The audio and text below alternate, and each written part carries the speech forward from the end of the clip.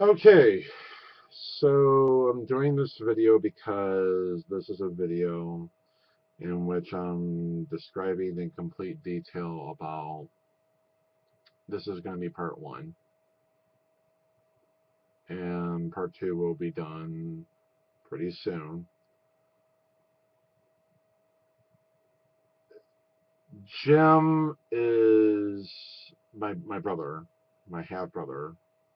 My dad fought for custody of my brother Jim,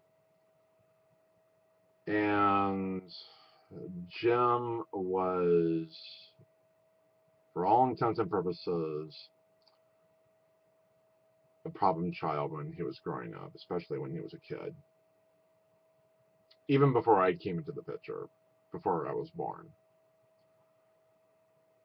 And Jim was somebody who really never got along with a lot of people, especially while he was growing up.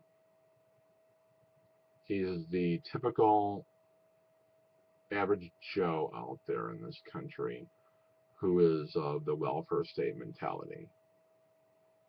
Always willing to pin it on somebody else, always willing to blame it on somebody else for whatever reason. Jim,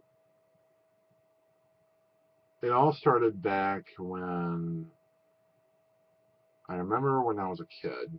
I was about in the 1980s. I must have been about 13 years old. Jim pretty much was going through a divorce.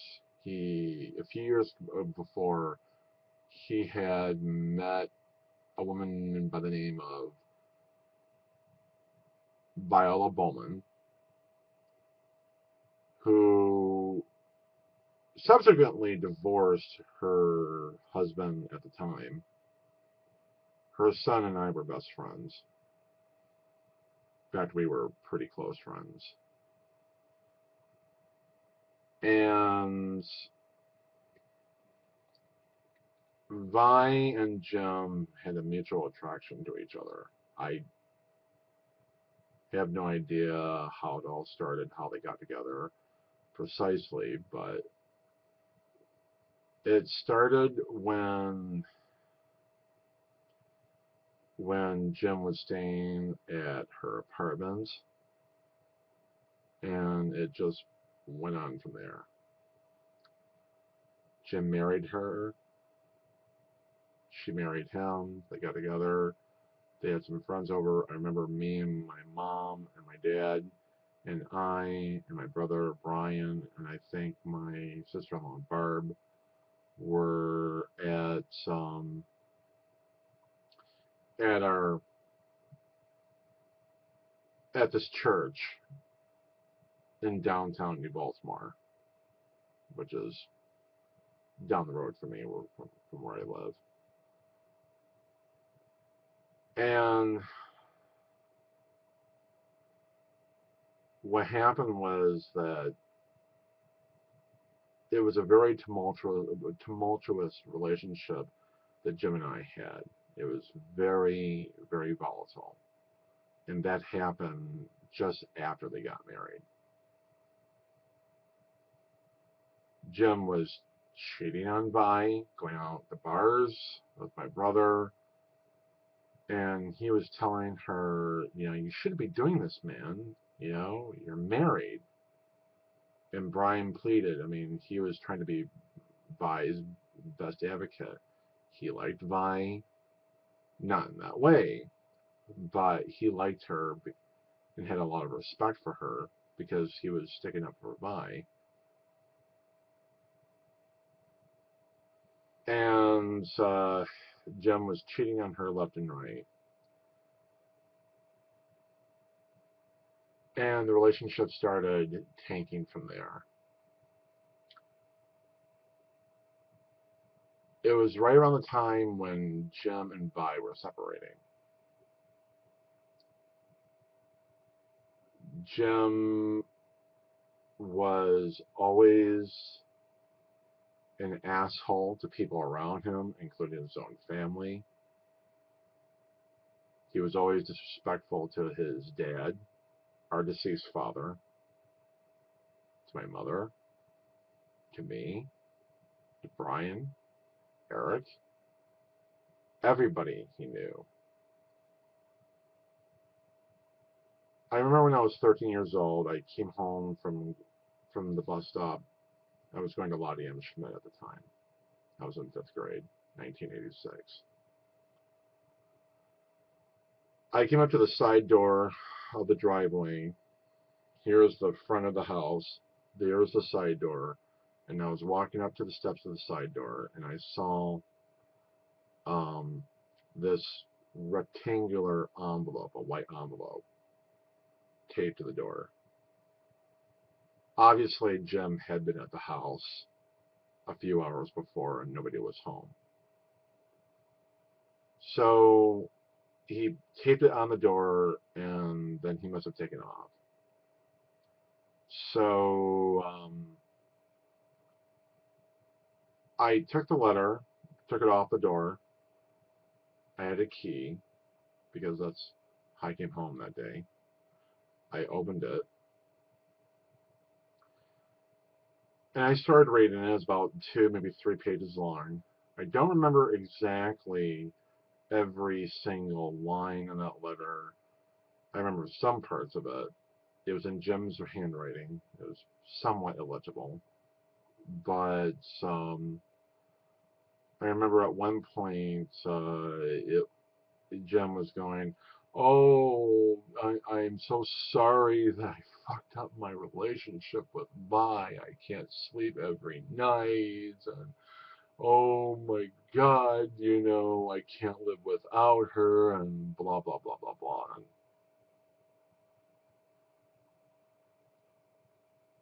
And it was so melodramatic.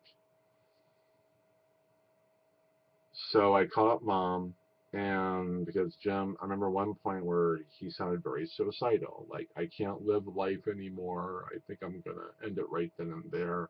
And I got worried. And I called up Mom, called her at work, because she was working for the Department of Defense at the time. And I told her, "Mom, I just got a letter I found taped to the door, and it's Jim's writing." And, she goes, "Well, what does it say?" And I read to her basically the entire letter to her on the phone. I think I read the entire letter to her on the phone. And she was like, "Oh my God." And so, when she and Dad got home, because Dad was working for Ford Motor Company at the time, they got home. I gave them the letter. They read it,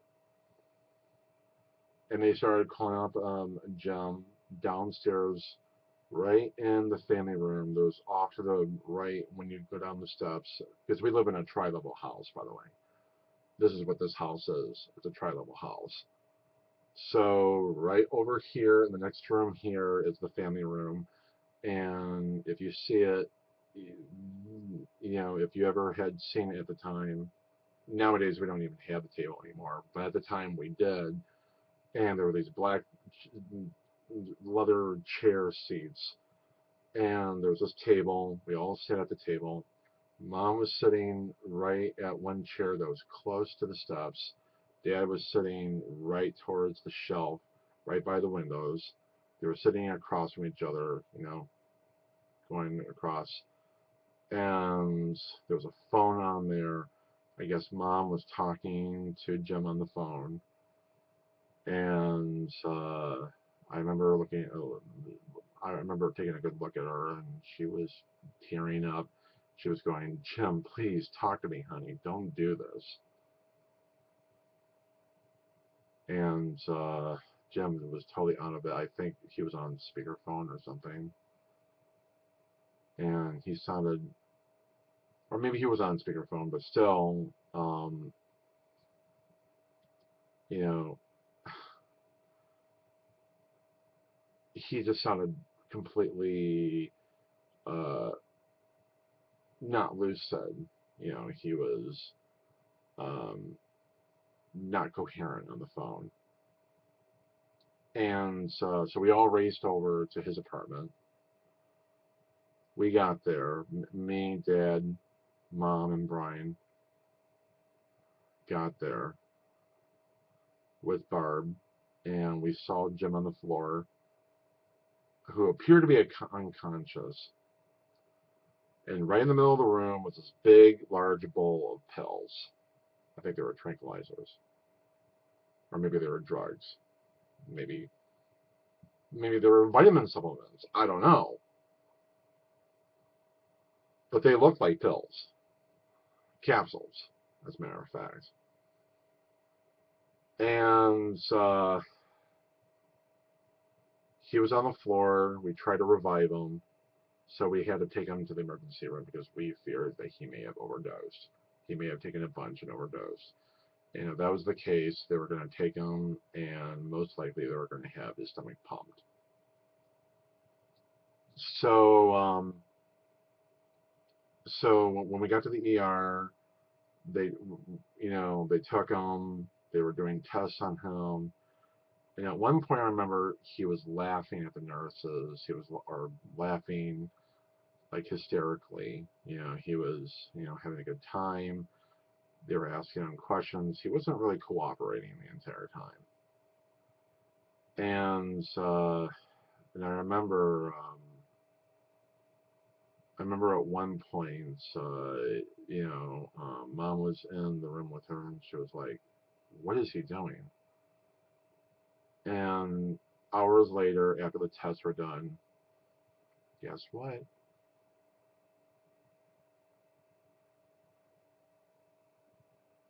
The There were no drugs in his system. That's my brother Jim in a nutshell. That's who he is. And that's the most despicable human being I've ever come across. More coming in part 2 of the video. I promise you.